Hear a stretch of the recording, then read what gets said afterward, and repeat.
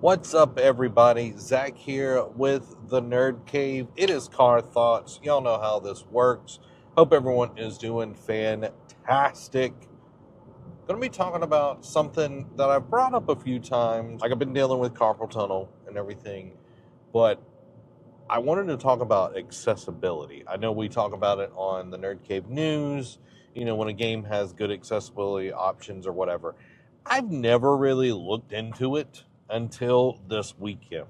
So I was playing NCAA, got frustrated, so I quit, and I was like, okay, maybe I should finally try Last of Us Part 2.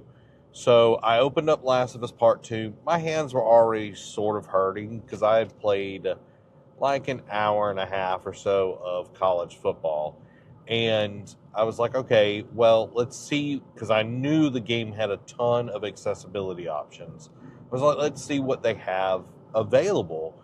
Because when you think about accessibility, you're thinking about like vision or maybe even some motor skills or whatever. But over time, there's become more and more accessibility built into these games, which is absolutely amazing. I know a lot of peers did a whole video on different types of accessibility where it's like it's a permanent thing to where it's just a part of life where it's like a few months or whatever, or it might be in the moment.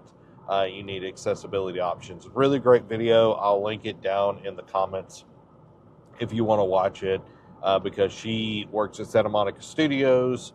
She was at IGN for a really long time, and at Rooster Teeth.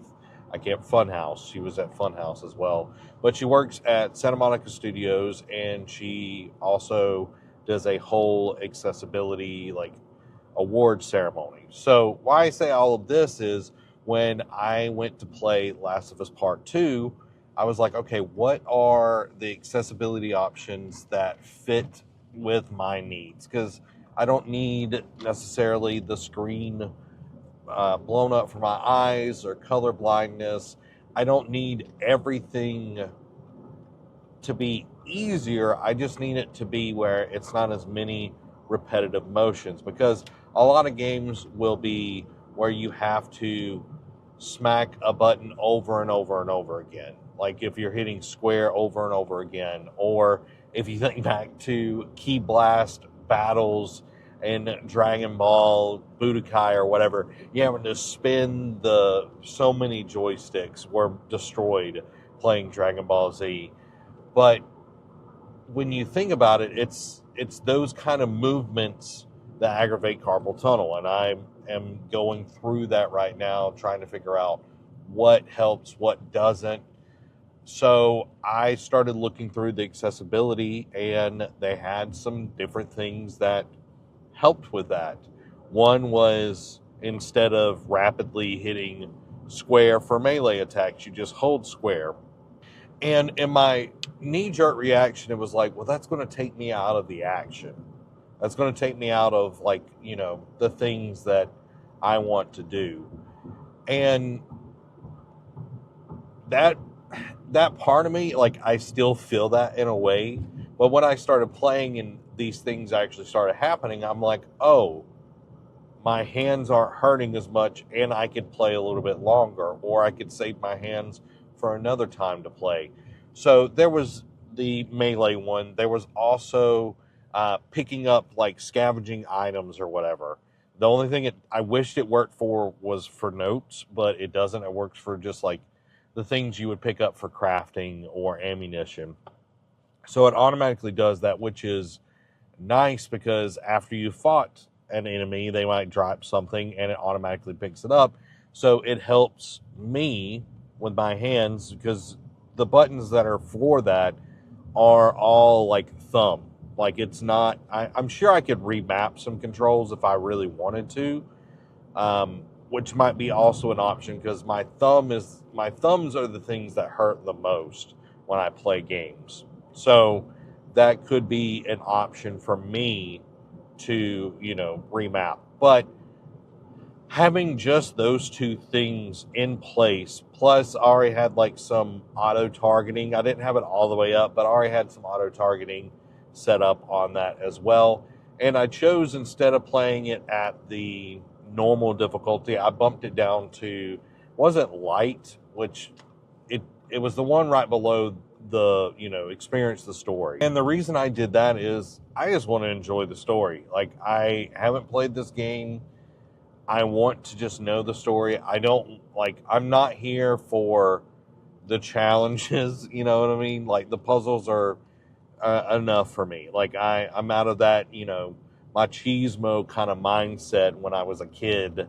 Oh, well, did you really play Halo unless you played it on Legendary? Did you really play Modern Warfare 2 unless you played it on Veteran?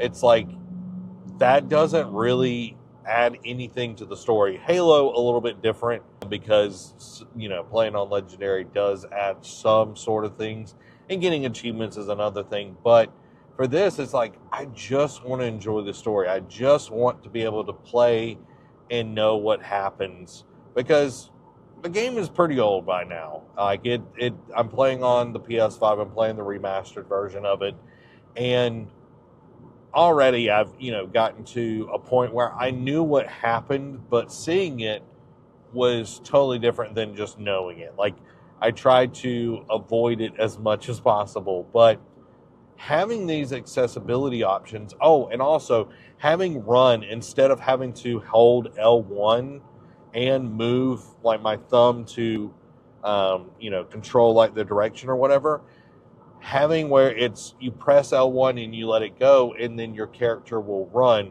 It's a little finicky. I don't think it's perfect, but it's having that option in place. So when, I'm not having to put strain, because the two muscles right here are connected. So just a huge shout out for any developer that is thinking through these things. It's huge, because, when we would report on accessibility stuff, it wasn't necessarily things that I was dealing with, but it was great to hear and great to see. But when you think of accessibility, you think of things that, people are born with, or there's been an accident or something like that. And you never really think of, my mobility being impacted because of carpal tunnel or something like that.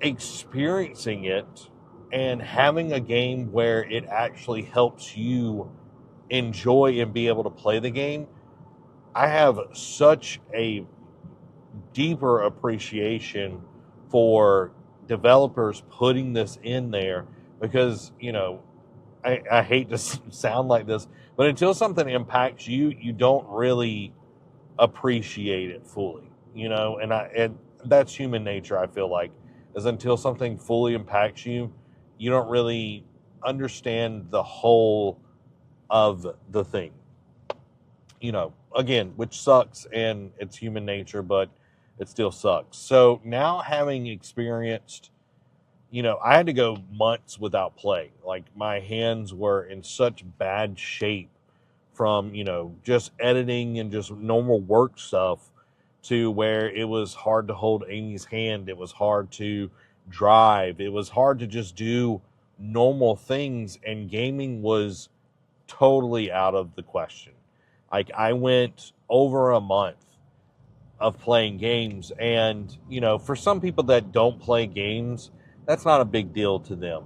But it would be like, well, if you're into exercise, you can't go run for a month, or you can't do X, Y, and Z. And it's like, well, that makes more sense when it's something that they actually do.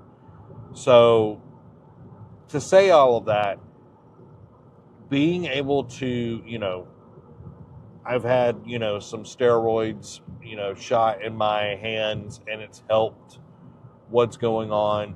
But then having a game where I can adjust the repeated motions to where it's just a press and hold. Or, instead of me having to constantly press triangle to pick things up, having that already built in where it does it for me, unless it's a note, like I said, on Last of Us Part 2. That's huge. That is absolutely huge, and a game changer for me. Because, yeah, my carpal tunnel has gotten better because of what I've been doing, but it does still have flare-ups. It does, like, when I'm playing NCAA, I'm playing Road to Glory, so I'm not, like, hands-on with the controller at all times. But when I play for an hour and a half or 2 hours, it's pretty active. Like, I'm having to press the different buttons, I'm having to run, I'm having to do all of these combinations, and I haven't looked into the accessibility options of the game. That's something that I should check out and see what they have there. Knowing, it's like thinking about the gameplay and all of that, it's a little bit more tough on the hands. And with Last of Us, and I know like a lot of Sony first party games have a lot of accessibility options to them, and that is so awesome. And I'm glad that that is a thing in this day and age, where it is not just these are the set buttons. That's huge, because for anyone that has gone through the frustration of, oh, well, I can't play anything because of my hands or my eyes or anything like that, it is so frustrating. It is defeating, even. So one of the things that I want to start doing is trying out more accessibility stuff, not just for myself, but seeing what these games actually are doing under the hood, things that could potentially help other people, because I know I'm not the only one that is dealing with, carpal tunnel is the thing that I'm, dealing with. But I know after all day working on a computer and looking at stuff, like my eyes, like I'll get to a point where my eyes will just start hurting and watering. So it's like finding different ways to alleviate some problems, maybe refresh rates. I'm not 100% sure on that, but looking and seeing, it's like, hey, what are the games that have the best accessibility? What are some different controllers or attachments or whatever to help with, specifically the things that I'm dealing with? But I would love to hear your thoughts and your opinions on this as well, because everybody's going to go through something a little bit different. Everybody is going to go through their own journey, their own issues with their body as they age. Because I remember as a kid, a teenager, whatever, I could play all day long. I'm talking about, 15 hours, easy. Like when I was younger or when I was in college, I would literally every day play at least 8 hours, which sounds absolutely insane at this point in my life, but play at least 8 hours of games after a full day of, going to class, going to rehearsals, anything like that, and then come home and play till 2, 3 in the morning and just hammer away at games. Like, I can feel like some stiffness in my hands. I need to do exercises this morning, stretches and all of that before I start working. But it's realizing it's like your body does change. Your body does have issues. And just because you're not playing at the highest difficulty, or just because you're not playing, the craziest thing in the world, doesn't mean that you're not a gamer anymore. Doesn't mean that you are less than. And I think that's something we need to get over, to be honest. Like I do feel like so many times we get in this mindset of, oh, well, it has to be the hardest difficulty to really be playing the game. And it's like, even if I wasn't having the issues with my hand, it's like I don't have the time to dedicate to playing a game. Plus, I've got way more games to play. You know what I mean? Back in the day, you only had a few games to play because games weren't coming out as fast or as frequent as they are now. But it's like I only have so much time. There's other things I want to play. And that's also like, I'll get to a point with a lot of games, especially if they're like Souls-like. I hardly even pick up Souls-like games. One, because they're flipping ridiculous, but it takes so long to progress in those games. By the time I feel more confident with the game, or, just got into the groove, I'm ready to move on to the next game. And I know people will be like, get good. Yeah, that is the type of game it is. And I would love to get good. I would love to be more adept at that. But, now it's just like I don't have time to put into something like that. And that's okay. So there is my thoughts on it, guys. Let me know, are you looking for games that have a little bit more accessibility or just, value your time? I think that is another component of this, is valuing your time, trying to get the experience. Because, again, I go for games that are more story. Yes, the combat is super, super important. The gameplay or whatever is super important. But in the end, for me, the thing that I go for is majority story, then gameplay, then graphics. So story is king to me. Gameplay is second. And I know, the rest of it after that is gravy on top. I know a lot of people, gameplay is king. But for me, it is the story. That's why I love indie games. That's why I love the things that I do. So y'all let me know down in the comments below, is that something that you're interested in? I'm going to be looking at more things to try with everything that's going on with my hands. I've been looking at different controllers, different things to help with some mobility. I'm going to be doing some more different exercises with my hands before I play to help, limber them up, get them moving a little bit better. But I hope y'all enjoyed this one, guys. I love y'all. Y'all have a wonderful rest of the day.